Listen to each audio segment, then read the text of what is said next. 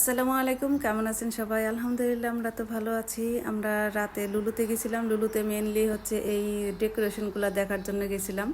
এই ডেকোরেশনগুলো আমারও খুব ভালো লাগে, আমার বাচ্চাদেরও ভালো লাগে। তো ওর বাবা এর জন্য রাতে নিয়ে গেছে। লুলুতে গেছি। লুলুতে যে রমজানের সময় এরকম করে সাজায় রাখে। এরপর হচ্ছে কেনাকাটা করে নামিরাকে নিয়ে, নামিরা একটু ঘুম ঘুম, এর জন্য ওকে এরকম লাগতেছে। আমরা বাসায় চলে আসতেছি। রোজার মাসে ওমানে খুবই ভালো লাগে। সারা রাত মানে ঘুরলেও মনে হয় কোনো কিছু মনে হবে না। আর এই গাড়িটা হচ্ছে অফারে রাখছে।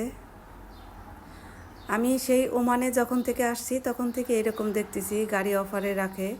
তো প্রতিবার দেখি আর মনে মনে ভাবি যে যদি পেতাম, একবারও কপালে হয় নাই।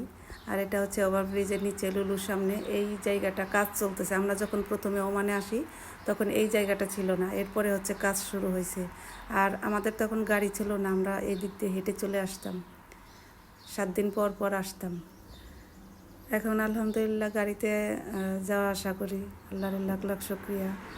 আর রমজান উপলক্ষে এত সুন্দর করে সাজাইছে যে দেখেন, এখানে লাইটিং করছে একেবারে ব্রিজের নিচে, এরকম ফুল ফুল ডেকোরেশনের মতো উঠতেছে।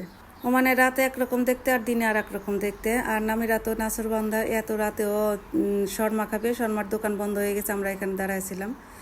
আর এটা হচ্ছে সকালের দৃশ্য। সকালে ঘুম থেকে উঠেই দেখি একেবারে অনেক মেঘলা করে আছে আকাশ। আর নামিরা ওর বাবা স্কুলে চলে যাচ্ছে। ওদেরকে বিদায় দিয়ে আমি এখানে দাঁড়াইছিলাম কিছুক্ষণ।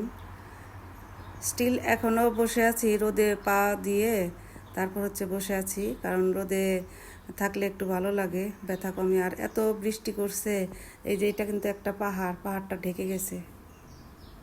এই পাশে ওই যে দেখেন আকাশের অবস্থা, মনে হয় যে বৃষ্টি হবে এরকম।